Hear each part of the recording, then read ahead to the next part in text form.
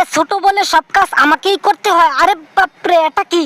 আরে মিনা, তুই আমাকে কোথায় পাঠালি? ওখানে বিচ্ছা, ভয় পেয়ে গেছি। চম্পার বাচ্চা, তোকে দিয়ে একটা কাজও হয় না, চল দেখি। এত ভয় পাওয়ার কি আছে? আরে এটা দেখেই এত ভয় পেয়ে গেলি? আরে সাবধানে মিনা, কামড়ে দিবে কিন্তু, এত সাহস দেখাতে যাবি না। আরে চম্পা, তুই চুপ থাক। এই বিচ্ছাগুলো তো আমি অনেক দিন ধরে খুঁজে বেড়াচ্ছি। এই বিচ্ছাগুলো আমার মুরগিকে খাওয়াতে হবে। আরে বাবা, মিনা বিচ্ছাগুলো হাত দিয়ে ধরছে, আমি পালাই এখান থেকে।